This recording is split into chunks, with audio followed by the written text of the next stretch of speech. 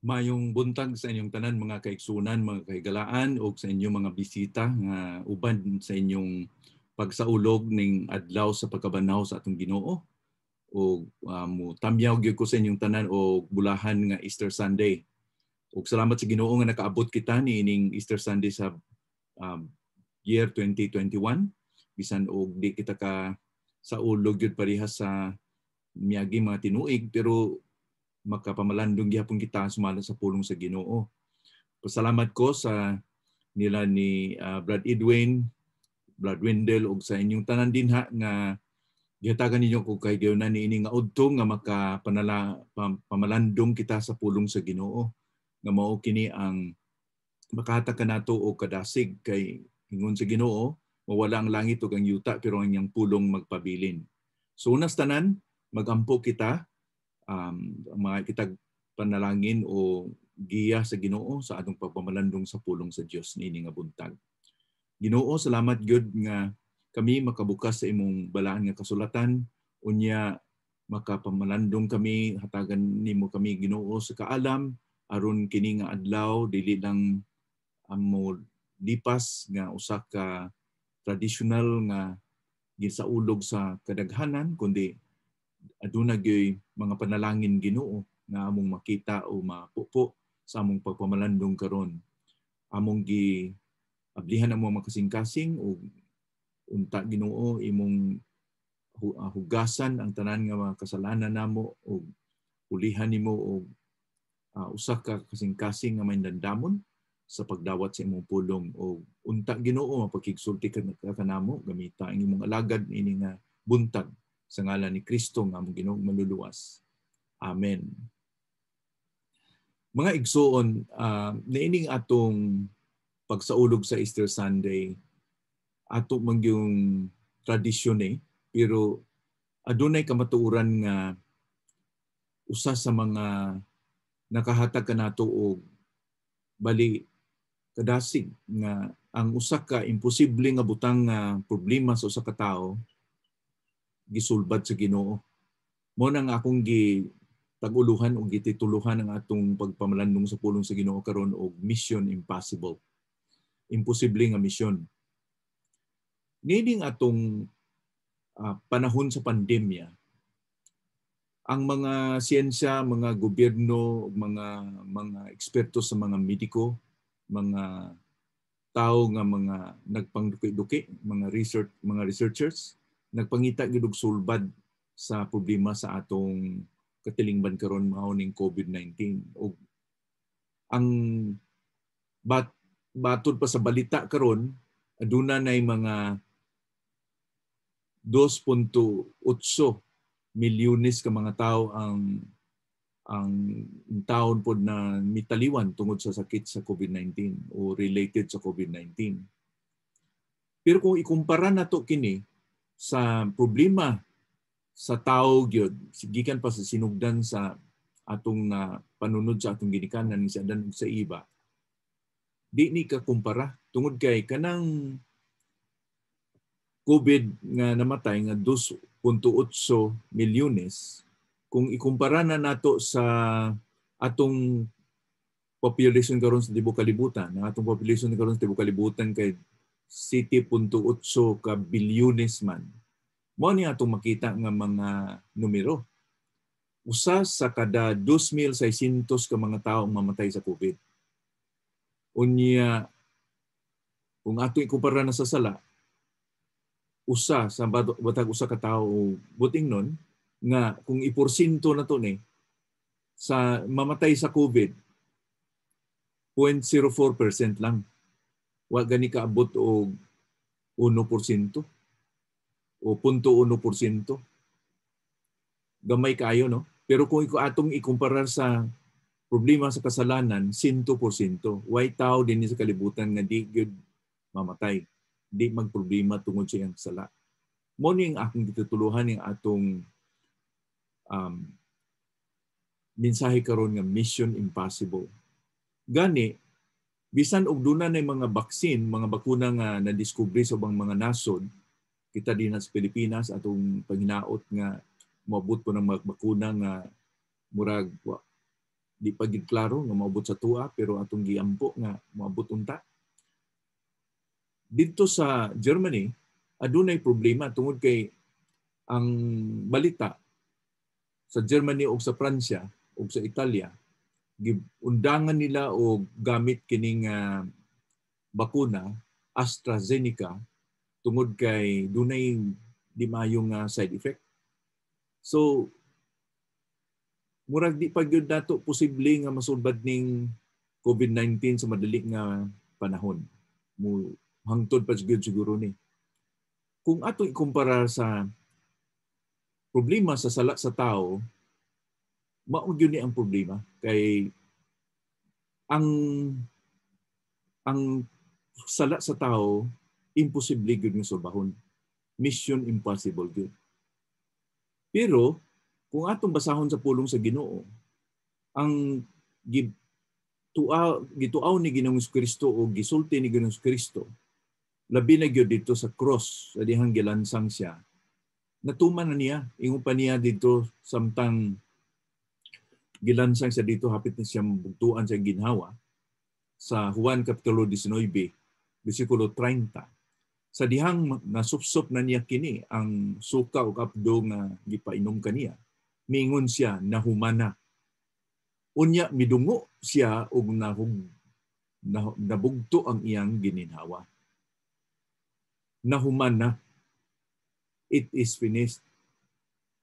Kung sa Griego pa usa lang kini ka pinulungon tetelestai. Og kini nga pinulungon atong mahubad ni sa Bisaya pa nga natapos na. Kompleto na ang misyon na humana.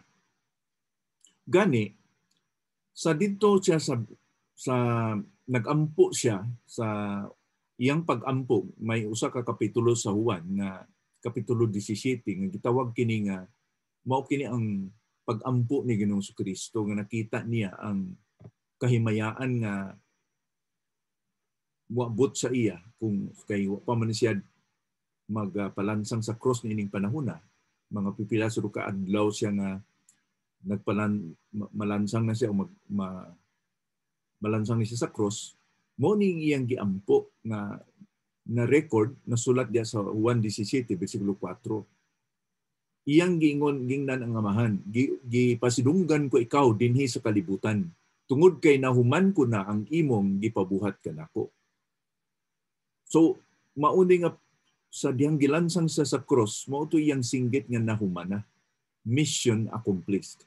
So ang mission impossible nahimong mission accomplished ni Ginoong Kristo. So atong subayon kining pagtuman ni Kristo sa mission. Unsay mga butang atong makita sa pagtuman ni Ginoong Kristo nga masulbad ang iyang mission, labi na gyud sa kasulbaran o sa problema sa kalusuban sa problema sa atong kasalanan. Ang una, mauna nga atong tandaan nga tungod sa sala nawala ang tanan kanato. Tungod sa sala nawala ang tanan kanato. Ikaduha, tungod ni Kristo nabayran ang tanan. Si Kristo ang nagbayad sa tanan kompleto. Unya ay katulo, ang tanan nga nakaangkon sa gihitaganan ni Ginoong Kristo nga gasa sa kapasiluanan na ibalik ang tanan. So, simple na nga itong outline sa itong mensahe nini nga udto mga kaigsunan, mga kahigalaan. Nawala ang tanan tungod sa atong sala, nabayran ang tanan natong sala, o naibalik ang tanan tungod sa gihimo ni Ginoong Kristo kanato. Ato ganing usa-usahon ini nga buntag. Nawala ang tanan. Atong balikan ang naitabo dito sa garden sa paghimo sa Ginoo sa kay Adan o kay Eva, iyang ingnan gyud ang gingnan si Adan nga sa panahon nga mukaon ikaw sa bunga nga gidili kanimo, mamatay ikaw. So atong makita mabasa sa istorya sa Genesis kapitulo 3 nga gikaon sa babaye, gihatag niya sa lalaki o mauni ang nadangatan kanila. Ang Biblia, mabasa nato sa Genesis Kapitulo 3, versikulo 22, busa gipapahawa sa Ginoong Dios gikan sa tanaman sa Eden ang tao aron sa pagpanguma sa yuta nga mao ang iyang gigikanan. Ang kamatayon di ay nga giingon sa Biblia nga mao'y gisulti na sa Ginoo kay Adan kung mukaon siya sa gidili nga pagkaon o gidili nga bunga, mao ang pagpahawa sa Ginoo sa iyang presensya. Sumo na'y kahulugan sa kamatayon mga igsoon, mga kahigalaan. Nahimulag ang tao sa Dios. Gipapahawa siya sa presensya sa Dios. Dili na niya makaplagan kundiin ang presensya sa Dios sa paraiso. Mauni ang kamatayon nga giingon sa Ginoo sa Biblia, separasyon sa kalag sa tao o sa Dios. O atong makita nga tungod sa naitabo kay Adan ug sa kay Eva, ang problema sa kasalanan o kamatayon mikurianap o nahiigawman sa tanang tao sa kalibutan.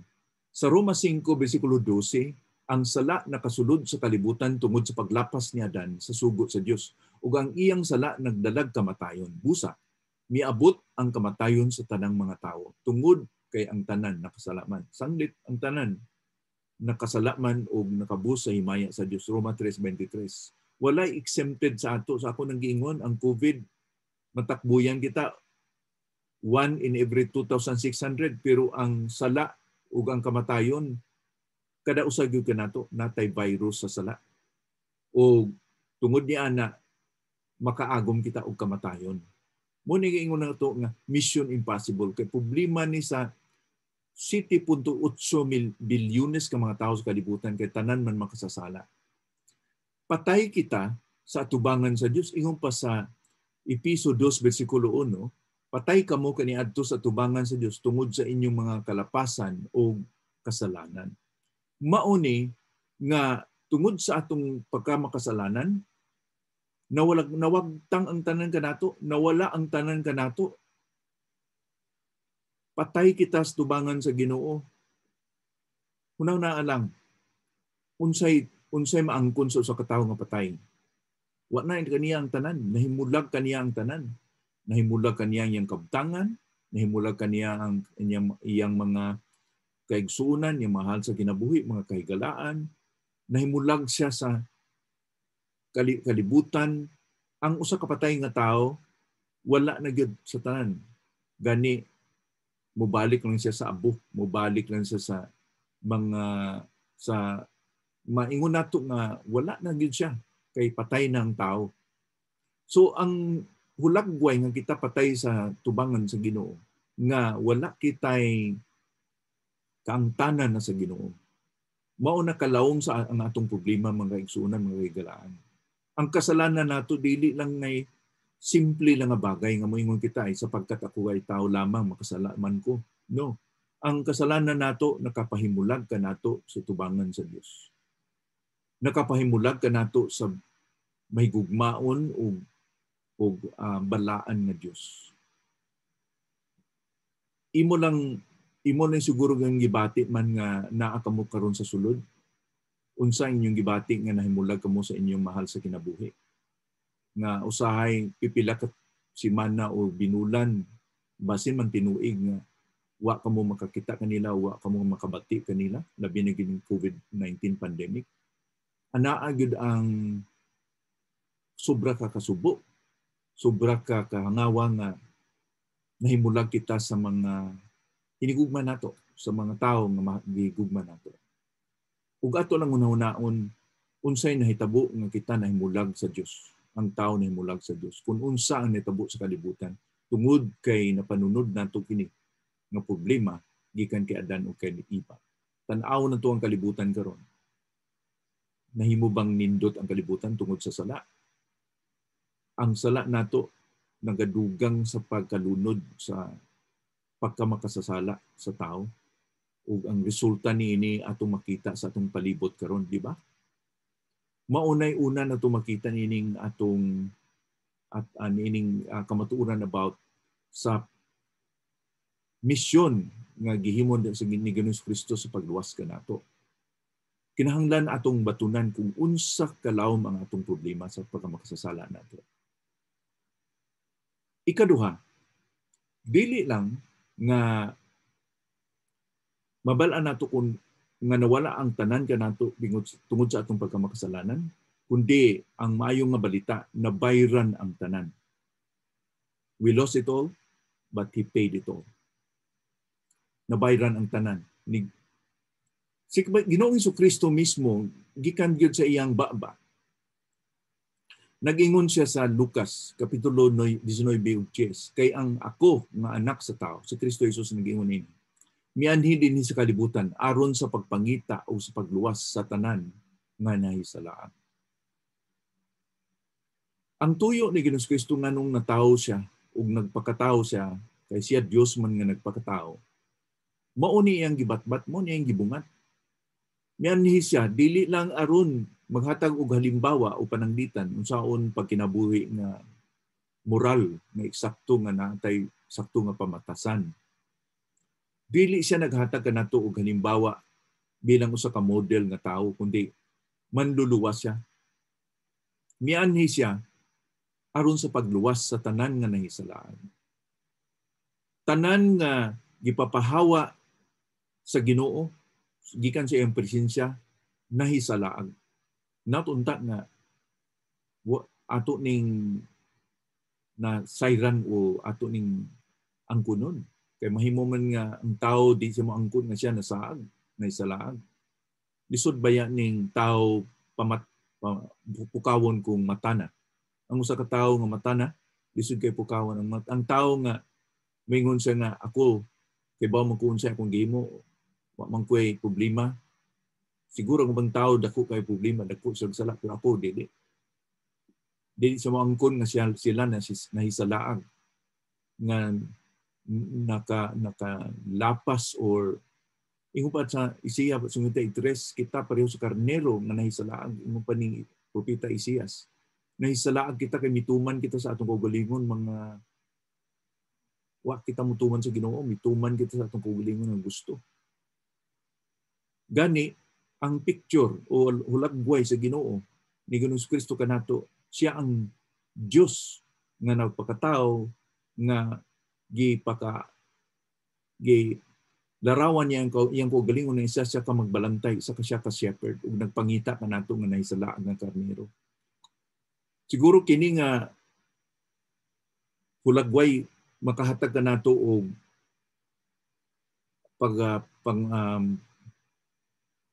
usa ka kamatuoran nga atong mapamalandungan nga ang Ginoo nagpangita gyud kanato. Dili siya mutugot nga sa usa ka gatos nga naiusa nga mahulog sa pangpang nga dili niya maluwas, kundi yung gibalikan biyaan niya ang 99 aron balikan gyud niyang usa kay mao niyang tuyo aron luwason niya ang nahisalaag bisag usa lang. No, dili niya nga ingon nga usa man lang to, ang 99 naaman, ang 99 naaman, safety man sila. Dili ingon ang Ginoo, biyaan ko ang 99 ug balikan niya didto sa pangpang kay didto yang luwason ang karnero nga nahisalaag. Ug salamat sa Ginoo kay usa ako ka karnero sa una nga nahisalaag nga gipangita sa Ginoo. O sa iyang nakit-an, iyang gikuha ang karnero o iyang gipas-an sa iyang abaga. Inyo ba nabantayan din unsa ang karnero nga iyang gipas-an? Itom nga karnero, di ba? Siguro dagan sa ato, usab maingon nga ako black sheep sa akong pamilya. Usa ako ka tawo nga dili gyud wala gyud makuha ang maayo sa akong kinabuhi kay mao na nga midangat ako nining dapita. Pero sa tubangan sa Ginoo, tan-aw nato kini nga larawan nga pamatuod siya nga dili gisapayan niya kun unsa ka lawom nga bungaw o buho o pangpang man kita nahulog kay ang grasya sa Ginoo, ang gugma sa Dios makaabot gyud kanato bisag unsa pa atong kahimtangan. Ingon ni Ginoong Kristo mismo Ako mao ang maayo nga magbalantay sa mga karnero. Ang maayo nga magbalantay andam nga magpakamatay alang sa iyang mga karnero. So siya ang magbalantay nga mo andam gyud nga mo halad sa iyang kinabuhi para lang gyud kanato. Gani siya ang halad kini nga magbalantay sa karnero giingon po siya pud ang halad sa sakripisyo sa atong sala.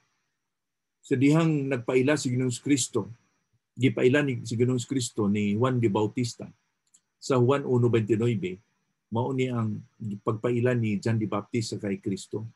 Pagkasunod adlaw nakita ni Juan si Jesus nga nagpadulong kaniya, mingon dayon si Juan, ani ana ang nating karnero, kordero sa Dios nga magwagtang sa sala sa kalibutan.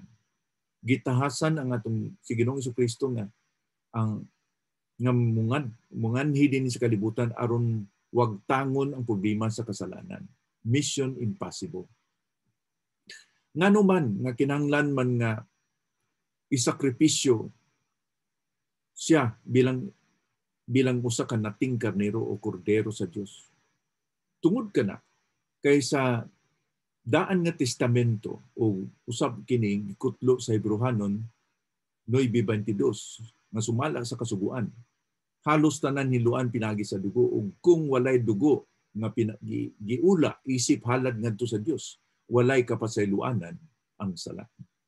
Mao gani nga si Kristo gilansang dito sa krus ug didto iyang gituad, gisinggit niya kining singgit sa kadalagan. Dili ni singgit nga tungod kay nagpakiluoy siya, kundi singgit kini sa kadalagan na humana. Kabalo ba kamo nga kini nga singgit na humana mao kini ang pinulungon nga gamiton nila kung ang utang sa usa ka tawo nabayra na, paid in full, nabayra na, nabura na, solbad ng problema sa utang sa tao sa kasalanan. Gani, kung atong tanawon ang gihimo ni Ginoong Kristo, ang iyang pagsakripisyo, kumplito, hingpit, nga kini, dili na pag-autruhon. Kay hingpit nga sakripisyo, dili na kini niya sublion. Ang iyang gihimo, dili na to matugkad, kay nga naman, sa padayag ni Apostol Pablo sa Pilipos Kapitulo 2, mauni ang sumada sa pagpaubos ni Ginoong Kristo. O sa dili pa nako basahon ang Pilipos 2, basahon ko muna ang 1 Pedro 1:18-19. Nasayran usab ninyo kung unsa ang gibayad aron maluwas kamo gikan sa pagkinabuhing walay pulos nga inyong napanunod sa inyong mga katigulangan. Ang gitubos kaninyo dili mga butang nga mawala sama sa bulawan o plata, kundi ang bililhong dugo ni Kristo. Sama si Kristo sa karnero nga hinlo ug walay diferensya nga gihalad ngadto sa Dios. Dili kita gitubos pinaagi lang sa usa ka plata o sa ka bulawan, usa ka pilak, gipalit o gibaligya ni Judas si Ginoong Kristo pinaagi sa 30 ka pilak, 30 pirasong pilak. Pero sa kamatuoran aron matuman ang kasulatan, si Judas na naglimod o nagluib sa kay Ginoong Kristo aron matuman ang kasulatan na siya igalansang sa cross aron ang iyang bililhon nga dugo mao'y kabayaran sa atong kasalanan. Mao'y mahingpit nga sakripisyo o kabayaran para sa atong kasalanan. Mauna ang gihimo sa atong manluluwas para lang gyud nga ikaw ug ako kung unsa man ang atong kahimtangan karon.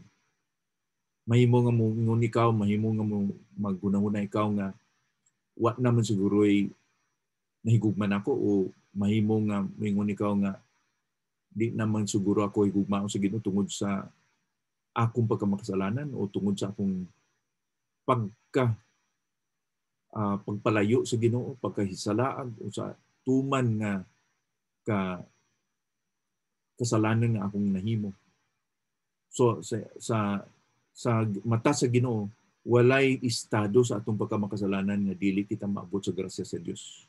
Walay estado sa atong pagkamakasalanan nga ang iyang dugo dili pahinlo kanato. Mao bitaw nagiingon ni propeta Isaias. Umari kamo kanako sa pag-ingon pa yan. Kay bisan ang inyo nga mga sala sama sa crimson, sobra ang inyong mansa na midikit. Himuon ko kini nga puti sama sa niebe, sama sa snow.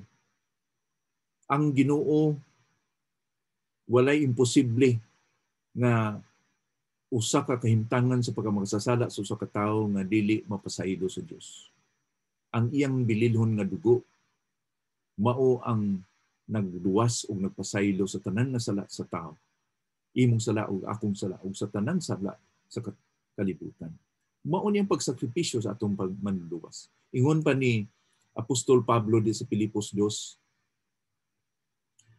kung dili gipakaubos niya ang iyang kaugalingon pinaagi sa pagsulob sa kinaiya sa usa ka ulipon. Siya usa ka Dios. Pero wala niya giisip nga siya usa ka Dios kundi gipakaubos niya ang kaugalingon. O misulob siya sa usa ka kahimtangan sa usa ka ulipon. Nahimo siyang tao, nahimong ulipon, unya mituman siya sa Ginoo nga Amahan. Bisan sa kamatayon didto sa cross. Now, ang kamatayon dito sa cross,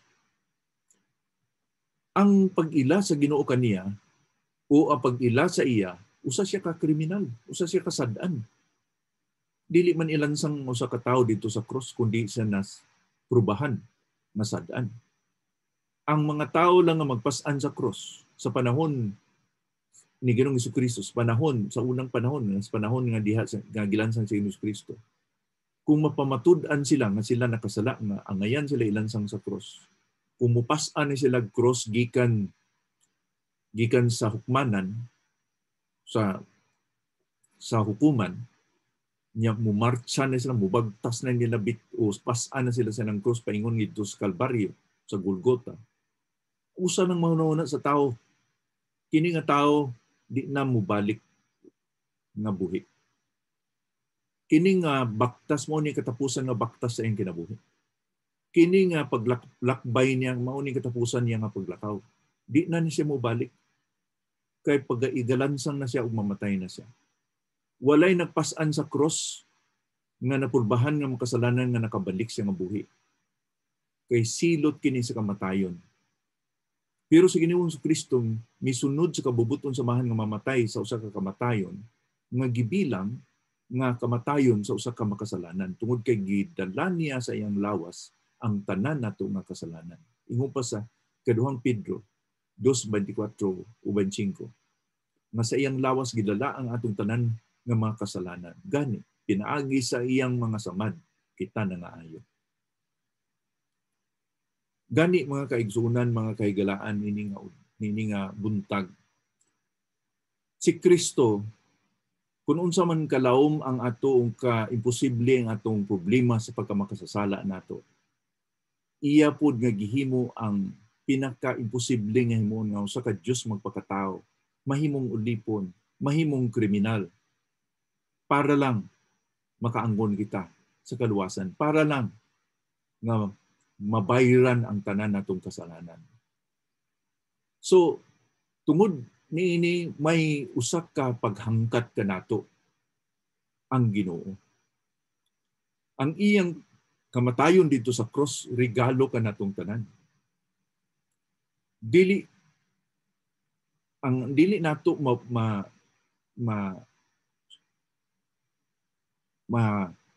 maingon nato nga matumbasan ang iyang gihimo dito sa cross. Regalo kini sa Dios. Gasa kini sa Dios. Mao nga itong dawaton kini sa atong kinabuhi. Ilhon nato nga kita usa ka makasasala o pagahinulsulan nato ang atong pagkamakasasala. Ug dili nato ilhon nga muilon lang kita nga bataphaw lang kundi ilhon nato nga angayan kita itambog sa linaw sa kalayo sa impyerno. Tungod kay kita ang dapat nga ilansang sa krus. Kita dapat hukman dito sa impyerno. Tungod sa atong pagkamakasasala. Pero gihimo ang tanan sa Ginoo kanato kay higihugma kita. Gihimo ni Kristo ang tanan bisan pa ang Kaya imong tao ulipon ug namatay dito sa cross para lang gyud mahingpit ang kabayaran sa atong kasalanan. Kini gitanyag kanimo ug kanako karong buntag sa tanang mga tao. Especially niining adlaw sa pagkabanhaw niya nga nagpamatuod nga gibuntog niya ang kamatayon, ang kasalanan ug ang diablo. Namatay si Kristo. Tinuod, gilubong siya, pero tulo ka adlaw matapos sa gilubong nabanhaw siya. Kay siya ang buhi nga Dios. Ug ang iyang kadalagan, mahimong imong kadalagan, akong kadalagan kung ato siyang ilhon, ato siyang dawaton sa atong kasing-kasing nga Ginoong manluluwas. Mao na ikatulo nato nga masapuan ining Mission Impossible na ibalik ang tanan kanato. Mao ni ang kahimtangan karon sa tanan nga tumuluo ni Ginoong Kristo. Tumuluo sa kasing-kasing, dili nga tumuluo sa ilang pangunahuna, kundi dili tinud-anay sa ilang kasing-kasing. Sa ingon ni Pablo diya sa Efeso 2 versikulo 5, bisan patay kita sa iyang atubangan tungod sa atong mga sala. Sa una patay kita. Pero karon gibuhi niya kita uban kang Kristo. Busa pinaagi sa grasya sa Dios na luwas kita. Kung atong dawaton si Ginoong Kristo nga Ginoong manluluwas, gibuhi kita sa Ginoo. Patay kita sa una, nahisalaab, nahimulag sa Dios karon, napasiguli kita sa Dios. Gibuhi kita sa Dios. Ang prodigal son nga milaya sa balay sa iyang amahan, nga mibalik, patay siya sa una pero naghudyaka, nagkalipay ang amahan o ang tibuok nga sakop sa iyang amahan. Tungod kay ingon pa sa iyang amahan, kining akong anak patay sa una pero karon buhi na, napagbalik ka nako. Mausab ka na ang kahimtangan nimo kanako na ibalik kita sa Dios kung kita musalig kay Ginoong Kristo. Naluwas kita pinagi sa iyang grasya. Pabor nga gihatag sa Ginoo kanato. Unya, iya pang gidugangan sa bersikulo 6, Efeso 2 bersikulo 6, ug tungod sa atong pagkahiusa kang Kristo Jesus, gibanhaw kita uban kaniya ug maghari uban kaniya sa langitnon nga gingharian. Nahiusa kita kang Kristo, gibanhaw kita ang kadalagan ni Kristo dito sa lubnganan, ato usab nga kadalagan. Mo nang giingon ni Ginoong Kristo sa Juan 11 nga ako ang pagkabanhaw, siya nga mutuo kanako, dili na sila mamatay. Ang kadalagan niya sa cross ug sa lubnganan, atong kadalagan mga kaigsuunan, mga kahigalaan. Kung atong ilhon si Kristo nga Ginoo ug manluluwas. O ingon pa ni Pablo dinhi, maghari uban kaniya kita sa kalangitnon nga gingharian. Imagine, sobra pa kita kaway nahuts nga naglunang sa lapok. Gipunit kita sa Ginoo karon, maghari kita uban kaniya. Gani ingon ni Pablo usab sa Roma 8 bersikulo 17, ug tungod kay kita mga anak sa Dios, mga manununod kita, mga ears kita, pamana sa mga butang nga gitagana sa Dios alang kanato. Ang anak sa Dios, ears, na ay mga kabilin kita nga mga anak sa Dios, makaangkon ini nga kabilin. Tungod kay mauni ang kamatuoran na balik kita sa atong relasyon sa Ginoo, siya atong amahan, kita iyang mga kanakan. Manunod kita sa mga butang nga gitagana sa Dios alang kanato, mga manunod kita kauban ni Kristo, kay kun nagaantos kita karon sama sa pag-antos ni Kristo kaniadto, maabot ang adlaw nga pasidunggan usab kita uban kaniya. Kanindot mga kaigsunan, mga kahigalaan, nga pamatian ang kamatuoran sa Ginoo, nga bisan sa atong kahimtangan karon, imong kahimtangan karon, maingon ka nga unsaon man ako pagbati nga ako sa kaharianon tungod kay naa man ko niyang kahimtangan karon. Pero mao ni ang gisaad sa Ginoo. Bisan pag unsang imong kahimtangan karon dili mabakwi o dili malalis ang kamatuoran nga kita magahari ni Ginoong Kristo. Dili kini kahimtangan pisikal karon, kundi kahimtangan espiritual ug sa umaabot sa pagbalik ni Ginoong Kristo ato kining mas sinatian. Gusto kong i-share kaninyo kung unsa ang sumada sa gihimo ni Ginoong Kristo nining mission impossible. Ingon pa ni Apostol Pablo diha sa bersikulo 9, ikaduhang Korinto 8 bersikulo 9.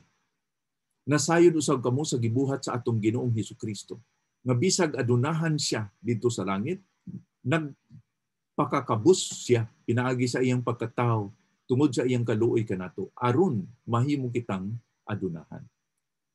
Mao ni imong istorya. Mao ni akong istorya. Mao ni mga istorya sa mga tumuluo, sa mga Kristohanon. Ato kini nga istorya.